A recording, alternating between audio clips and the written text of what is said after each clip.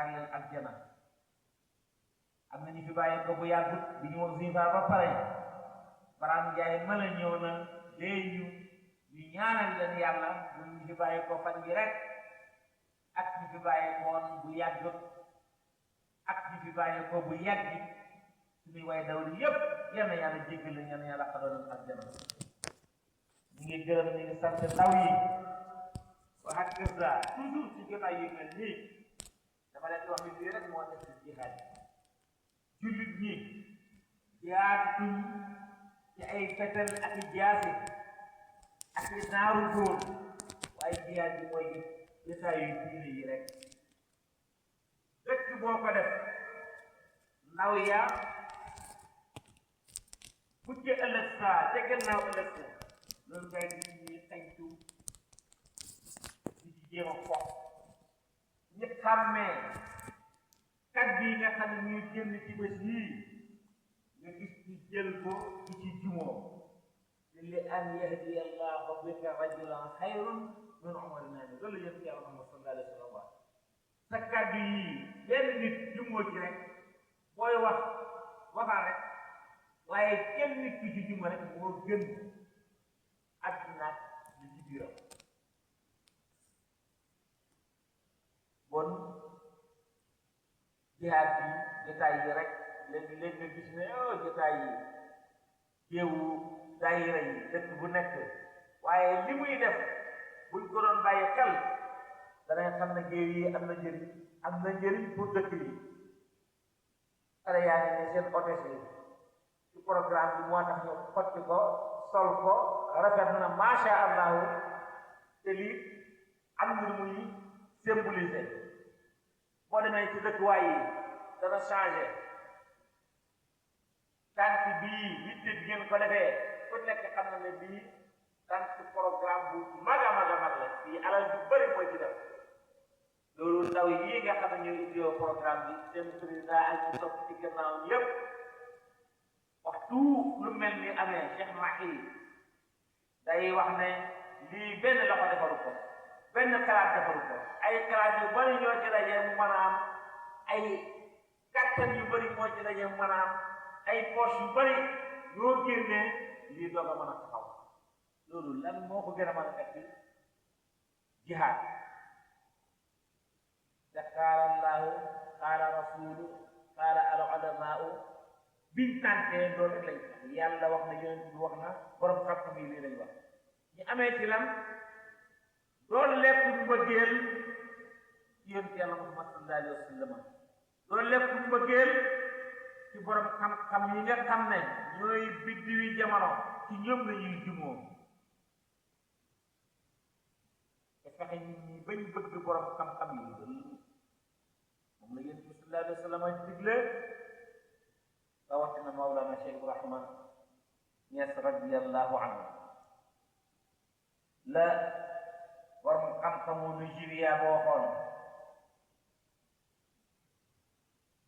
tahbibul ibaadi maanaa jaam yi fexe ba bëgg bàyyi mu ne loolu bokk na ci jaamu yàlla di gën a màgg nit ñi fexe nga fex góorgóorlu bañ bëgg bàyyi bokk na ci jaamu yàlla yi gën a màgg ndax moom waxoon ne laa yuhibbuni illa man asaada wala aksu fi xaali wax di yàlla kenn du ma bëgg lu dul waxum ci texe de ci gën a texe ci nit ñi dafaan ba nag kooku ñun ci meram yàlla ñun ci mbañeel ak yàlla yal nañ ci yàlla musal ndax ku ko bëgg yàlla dëgg nga bëgg ku ko bëgg yàlla dëgg nga bëgg ndax moom waxam ak jëfam lépp tegtalewu lu dul yàlla kon ñu ngi ndokkeel waa daayira bii ñu ngi leen di ñaanal yàlla dina wax ne ilal amaan bu ci kenn yokkat wooroo nag waxtu ñu àndee danga gis ñoo xam ne yàlla na leen dina too ñuy dox wala ñuy wax ci loo xam ne day jéem a fiwale mbooloo mi kii daraja la bu kii nangam la bëgg kii seen xaalis bi lekk na ko yooyu day tas mbooloo te yu ndaw a ndaw a ndaw la du dara waaye na ngeen jël bant def ci seen nopp gëmmu tëx lu tax jëm ci kanam rek loolu ñu am ñu baax ñëpp ci façon boobu lañu amee lu baax ñu ngi sant ñu ngi gërëm ñu lay ñaan yàlla Malick ñu la joxoon thème bi te nga ko comme ni mu waree te nga ko comme ni borom xam-xam yi traité ab thème di ndokkeel Cheikh Adama comme ni ñu ko waxee léegi Alaaji Ousmane Diame al muqaddamul baraka ñu ngi bàyyee ko ba fu ji ànd ak macha allah délégation bu am solo ndax mën naa ànd ak nit ñi bëri ñu teew baax na de ndax dana bëri lu suñ mbooloo mais façon nit ñu àndal qualité bi dimension bi ñu am ay borom yi xam-xam lañ ay jàngalekati alquran lañ ay jimuy biddiw lañ fële ca suñ bi Omar Kala nii am nañ ko bu baax ci suñ bi yéen ay xam-xam yu am solo lay dressé foofu ñun dañuy teew muy wax damuy wax dañuy xam ne waxi borom xam-xam dëgg la te nit ku baax la yàlla leen boole Alaaji Ousmane di bëggante moom di jëflante moom nekk ci tool bii liggéey te muy toole xam-xam rek ñu leen di wax marhaban bikum masha Allah waaw ay bokk ñu ko man koy wax ne say benn saan bu jam ñaari picc la ñëw ngir yàlla waaye bi nga ñëwee bokkam yi masha Allah Adama may wax léegi ne fii la dëkk si dëkk bi ndax yaayam fii la dëkk kon ñëw nga ci sa dëkk yi ñëw nga si dëkk tey ñooñ Alaaji Ousmane jërë ngeen jëf monsieur Guèye marhaban alhamdulilah ñu ngi sant bu baax daal bayloo délégation bi ngeen àndal kontaan nañ ci bu baax a baax oustaz Omar Lo marhaban bikum wasalaamu aleykum wa rahmatullahi wa barakatuhu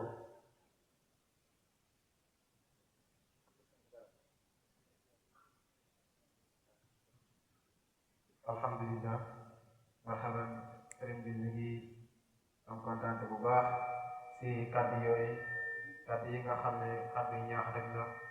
ndax taalibe dara wartu nekk yitteem lu dul jàng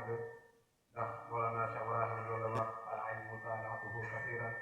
xam-xam daal dama koo liir lu bari kon daal ñun ñëpp nañu dégg conseil yi nga xam ne jox nañu ko ñun ñu mën si jëriñoo kon loolu lañu waxoon ne moom mooy première partie bi kon dañuy def rek dugg ci deuxième partie bi moom lañ tuddee cérémonie officielle bi dafa am ay discours yoo xam ne programme nañ ko fi ak discours yi parrain yi su boobaa suñ jàllalee loolu jàllale ay quelques tableaux yoo xam ne def nañ ko pour hommage ñenn ñi nga xam ne yàlla dogal nañu làqoo ci at yee fan yi ñu jàllale tableau yooyu léegi dañuy dem rek ci discours yëpp di woo ki nga xam ne moom mooy def discours français bi nekk Farid Day Khady Ndiaye moom mooy def discours français bi mu ñëw jàllale discours boobu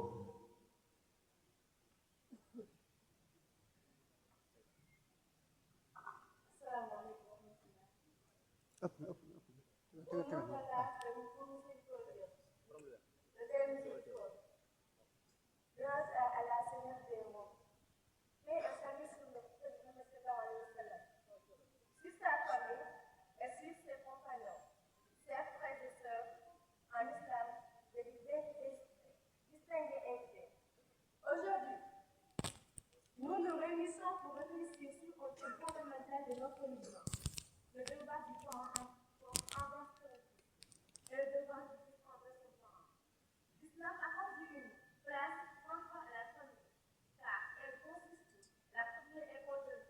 l'être humain et le socle de toute société juste et équilibrée. Le devoir du parent envers son fils selon l'islam. En islam,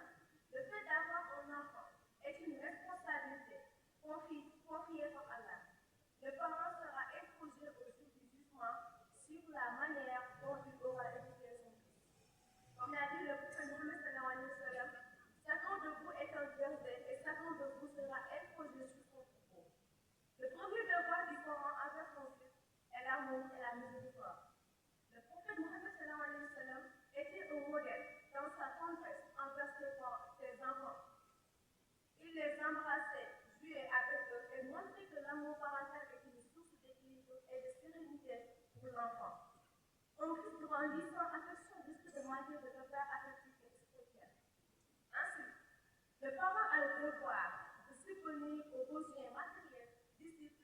de son fils, nourriture, vêtements, logement et soins.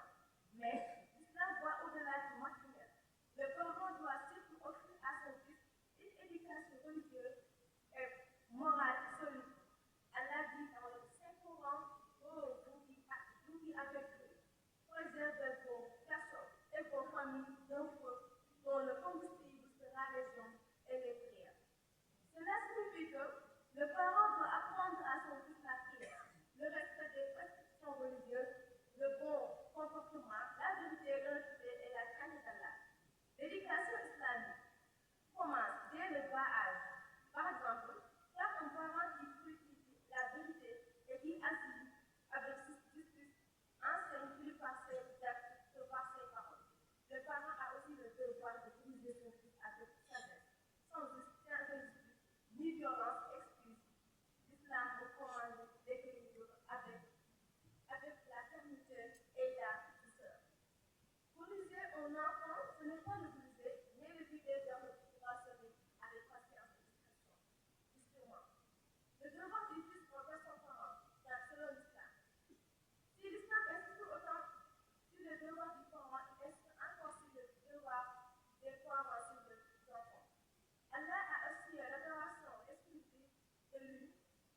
au respect des enfants, des parents proches. Il dit dans le Coran, son Seigneur a décrété, n'adorez que Dieu et soignez bien présent envers vos parents. Le premier,